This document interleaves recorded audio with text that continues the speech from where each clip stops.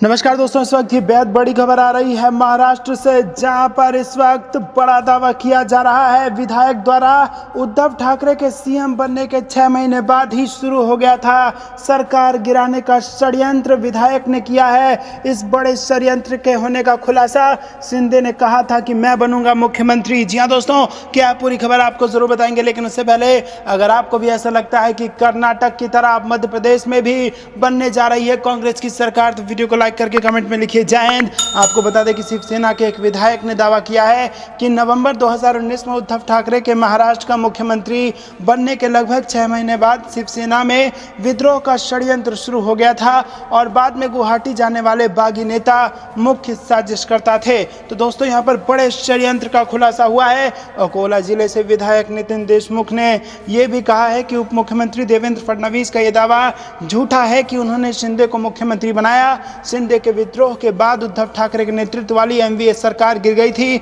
इसके बाद 30 जून 2022 को शिंदे ने मुख्यमंत्री जबकि फडणवीस ने उप मुख्यमंत्री के तौर पर शपथ ली थी। नितिन देशमुख ने दावा किया कि विद्रोह से 1 महीने पहले शिंदे ने मुझसे कहा था कि वो मुख्यमंत्री बनेंगे और फडणवीस केवल ये जानते हैं कि सरकार को कैसे गिराना है। केवल शिंदे और केंद्रीय गृह मंत्री अमित शाह ही जानते थे कि कौन मुख्यमंत्री बनने जा रहा है। देशमुख और उस्मानाबाद से शिवसेना के एक अन्य विधायक कैलाश पाटिल पार्टी के नेता आदेश बांदेकर को दिए एक साक्षात्कार में बोल रहे थे। पार्टी के यूट्यूब चैनल पर यह पॉडकास्ट जारी किया गया है। पॉडकास्ट का पहला भाग जारी किया गया था और यह वीडियो 19 जून को शिवसेना के 57वें स्थापना दिवस से पहले आया है। तो दोस्तों, यहाँ पर बेहद बड़ी खबर आ रही है, बड़े षड्यंत्र का खुलासा अब हो रहा है। और क्या आपको लगता है कि इसके बाद वापस से उद्धव ठाकरे गद्दी संभालेंगे? क्या कुछ लगता है कमेंट में जरूर बताइए। वीडियो लाइक करना मत भूलेगा। ये थी सारी जरूरी बड़ी खबरें। रुक करते हैं अगली ब्रेकिंग न्यूज़ की तरफ। की मार्केटिंग करके कांग्रेस को बदनाम करती है बीजेपी। सीएम गहलोत ने बीजेपी पर साधा निशाना। जी हाँ दोस्तों, आपको बता दें कि मुख्यमंत्री अशोक गहलोत का कहना है कि बीजेपी धर्म के नाम पर राजनीति करती आई है। जाति और धर्म की मार्केटिंग करके कांग्रेस को बदनाम करने का प्रयास किया जाता रहा है, लेकिन अब लोग इनके बहकावे में नहीं आएंगे। सीएम गहलोत ने कर्नाटक विधानसभा चुनाव परिणाम का जिक्र करते हुए कहा कि कर्नाटक में बीजेपी ने बजरंगबली का नाम लेकर चुनाव जीतने का प्रयास किया, लेकिन जनता ने उन्हें स्वीकार नहीं किया। शुक्रवार को किसान महोत्सव का उद्घाटन करते हुए मुख्यमंत्री अशोक गहलोत ने बीजेपी और आरएसएस पर कई सियासी हमले किए। मुख्यमंत्री ने कहा कि बीजेपी अलग तरह के एजेंडे के अनुसार काम कर रही है। देश में संविधान और लोकतंत्र की धज्जियां उड़ाई जा रही हैं। चुनी हुई सरकारों को गिराने के षड्यंत्र देश के कई राज्यों में किए गए। सीएम गहलोत ने कहा कि 3 राज्यों में चुनी हुई कांग्रेस की सरकार गिरा दिया गया था, जिसे पूरे देश ने देखा। राजस्थान में भी कांग्रेस की सरकार गिराने का प्रयास किया गया, लेकिन यहाँ वो इस षड्यंत्र में कामयाब नहीं हुए। रुक करते हैं अगली ब्रेकिंग न्यूज़ की तरफ। अखिलेश यादव ने बताया 2024 में बीजेपी को हराने का फार्मूला, एनडीए पर भारी पड़ेगा पीडीए। जी हाँ दोस्तों, आपको बता दें कि इस वक्त की बेहद बड़ी खबर 2024 के लोकसभा चुनाव से जुड़ी आ रही है, जहां पर सपा प्रमुख अखिलेश यादव ने 2024 लोकसभा चुनाव में भाजपा को हराने का फार्मूला दिया है। यूपी के पूर्व मुख्यमंत्री अखिलेश यादव ने कहा कि केवल पीडीए ही एनडीए को हरा सकता है। पीडीए यानी कि पिछड़ा, दलित और अल्पसंख्यक। इस बार लोकसभा चुनाव 2024 में पिछड़े, दलित और अल्पसंख्यक एक खास भूमिका निभाएंगे। समाजवादी पार्टी इस बात की जानकारी देते हुए अपने ट्विटर हैंडल पर उन्होंने ये जानकारी शेयर की और अखिलेश यादव ने कहा कि इस बार मुझे यकीन है कि पीडीए एनडीए को हराएगी। दोस्तों, आपको बता दें कि लोकसभा चुनाव की तैयारी के बारे में जब अखिलेश यादव से पूछा गया तो उन्होंने सवालों के जवाब देते हुए कहा कि उत्तर प्रदेश में मेरा एक ही नारा है, 80 हराओ, भाजपा हटाओ।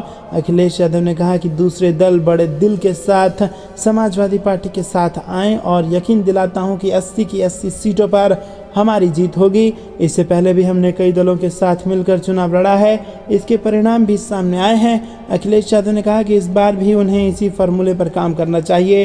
उन्होंने कहा कि कई बड़े नेताओं से बात करने के बाद ये निर्णय लिया गया है, जो दल जहां पर मजबूत रहेगा वहां उसके उम्मीदवार का समर्थन करना चाहिए। रुक करते हैं अगली ब्रेकिंग न्यूज़ की तरफ। बीजेपी नेताओं ने दिलाई थी प्रदर्शन की अनुमति। नाबालिग के बयान बदलने पर पहलवान साक्षी मलिक ने किया बड़ा खुलासा। जी हाँ दोस्तों, दिल्ली पुलिस ने गुरुवार को कोर्ट में भारतीय कुश्ती महासंघ के निवर्तमान अध्यक्ष बृजभूषण शरण सिंह पर लगे यौन उत्पीड़न के आरोपों को लेकर चार्जशीट दायर की।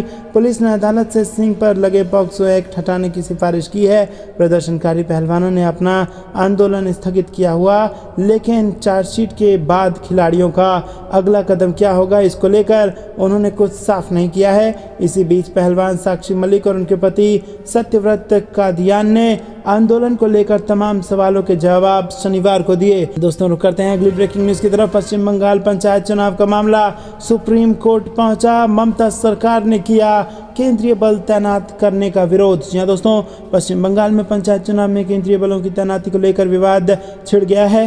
हाई कोर्ट के आदेश के खिलाफ ममता बनर्जी सरकार और राज्य चुनाव आयोग ने सुप्रीम कोर्ट का रुख किया है और दोनों ने संयुक्त रूप से याचिका दायर कर आदेश को चुनौती दी है। वहीं इस मामले में राज्य के गवर्नर भी एक्शन मोड में आ गए हैं। उन्होंने पूरी जानकारी के साथ राज्य चुनाव आयोग के कमिश्नर को तलब किया है। बता दें कि पश्चिम बंगाल में 8 जुलाई को पंचायत चुनाव होने जा रहे हैं। SEC ने चुनाव में नामांकन के लिए सिर्फ 7 दिन का समय दिया है और इतना ही नहीं, हाईकोर्ट ने गुरुवार को SEC को पंचायत चुनाव के लिए 48 घंटे के भीतर पूरे पश्चिम बंगाल में केंद्रीय बलों की तैनाती कराने का निर्देश दिया था और इस आदेश का सरकार विरोध कर रही है। वहीं विपक्ष ने केंद्रीय बलों की तैनाती का समर्थन किया है। रुक करते हैं अगली ब्रेकिंग न्यूज की तरफ। बृजभूषण शरण सिंह की काफिले पर पथराव, बवाल के दौरान बाल बाल बचे बीजेपी सांसद। जी हाँ दोस्तों, आपको बता दें कि गोंडा में बीजेपी सांसद बृजभूषण शरण सिंह के कार्यक्रम के दौरान बवाल हो गया। सेल्फी लेने को लेकर 2 प्रधान समर्थकों में मारपीट हुई और दोनों तरफ के समर्थकों ने पथराव करते हुए जमकर मारपीट की। वहीं बीजेपी सांसद बृजभूषण शरण सिंह के काफिले पर भी समर्थकों ने पथराव और इस बवाल के दौरान कार्यक्रम से सकुशल बचकर बीजेपी सांसद निकले। इस मारपीट व पथराव का वीडियो कैमरे में कैद हो गया है। बीजेपी सांसद कटरा बाजार विधानसभा के बरबट में आयोजित बीजेपी अल्पसंख्यक के कार्यक्रम में पहुंचे थे। इस कार्यक्रम में उन्होंने कहा था कि बड़ी संख्या में मुस्लिम समाज बीजेपी से जुड़ने जा रहा है और इस समय देश के अंदर मोदी लहर चल रही है। सारी दुनिया की आर्थिक स्थिति को देश की जनता देख रही है। दोस्तों, रुक करते हैं अगली ब्रेकिंग न्यूज की तरफ। राष्ट्रीय विधायक सम्मेलन में गहलोत का बयान, बोले हॉर्स ट्रेडिंग से चुनी हुई सरकार गिराने की परंपरा गलत। जी हाँ दोस्तों, मुख्यमंत्री अशोक गहलोत ने कहा कि राजनीति सेवा का माध्यम है। राजनीति में आने के बाद जनप्रतिनिधि का धर्म पूरी ईमानदारी, निष्ठा और प्रतिबद्धता के साथ जनता की सेवा करना होना चाहिए। सीएम गहलोत ने शनिवार को अपने निवास में मुंबई में 15 से 17 जून तक आयोजित 3 दिवसीय राष्ट्रीय विधायक सम्मेलन को वीडियो कॉन्फ्रेंस के माध्यम से संबोधित किया। दोस्तों, आपको बता दें कि सीएम अशोक गहलोत ने कहा कि राष्ट्रीय विधायक सम्मेलन में पूरे देश के विधायकों का एक साथ संवाद करना लोकतंत्र के लिए शुभ संकेत है। सम्मेलन में विधानसभा और विधान परिषद की 25 वर्ष बाद की जिम्मेदारियों पर चर्चा करना और पार्टी की विचारधारा को छोड़कर एकता और समरसता के लिए समर्पित होना एक अच्छी शुरुआत है। गहलोत ने कहा कि 125 करोड़ की जनसंख्या वाले देश को चलाने की जिम्मेदारी करीब 5000 विधायकों सांसदों पर है और इसके नेतृत्व गुण, प्रतिबद्धता और जीवन शैली का देश की जनता के बीच सीधा संदेश जाता है। दोस्तों, मुख्यमंत्री ने कहा कि राजनीति में किसी भी पद पर जाने के बाद नम्रता और सादगी बनी रहनी चाहिए, जिससे हम नई पीढ़ी को प्रेरित कर पाएंगे। गहलोत ने कहा कि अन्याय और भ्रष्टाचार करने वाला चाहे कितना भी करीबी हो, हमें उसका साथ नहीं देना चाहिए। इससे जनप्रतिनिधियों की विश्वसनीयता बनी रहेगी और हम सुशासन दे पाएंगे। ये थी दिन भर की सारी जरूरी और बड़ी खबरें। यहाँ तक बने रहने के लिए बहुत बहुत धन्यवाद। जानने वाले वीडियो को लाइक करके, चैनल को सब्सक्राइब करके कमेंट में लिखिए जय हिंद, जय भारत।